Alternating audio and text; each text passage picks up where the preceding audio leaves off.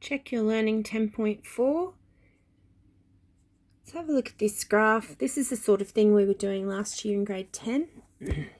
So this is somebody roller skating. This is our reference point, our beginning. They've roller skated away 60 meters, and that took 10 seconds. Then they've stayed still for 10 seconds. There's no further displacement. Then they've roller skated out another 40 meters in the next 10 seconds, stayed still for 10 seconds, and then they've roller skated back to their initial position. If they went back past their initial position and kept going, then you'd be down here in the negatives. And the negative would indicate that you're in the opposite direction. So the first question is, calculate the average velocity for each of the 5 sections. So these 2 sections here, just by inspection, I can tell you that the average velocity for them is 0 because there's no displacement, no change in displacement, so they're not moving. So straight away, those 2 are 0.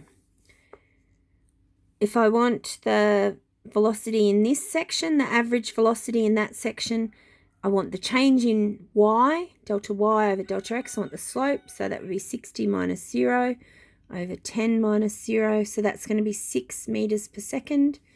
And I could do something similar there. I'd have 100 minus 60 over 30 minus 20. So what's that? 40 over 10, 4 meters a second. That makes sense because this slope is not quite as steep as that slope. So I'm happy with my 2 answers so far. Now this one has a negative slope. It's a downward slope. So when I go to do my delta y over delta x, delta y is going to be 0 minus 100. So negative 100 over 60 minus 40, which is 20. So it's going to be negative 5 meters per second.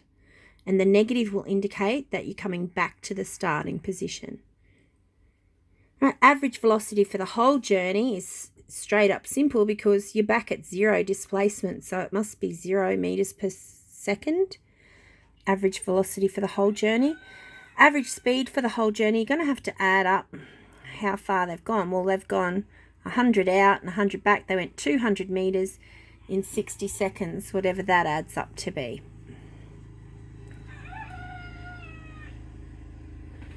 Next one. It wants the instantaneous velocity at t equals 1.4 seconds. So you've got to find where 1.4 is, draw in a tangent and work out the slope.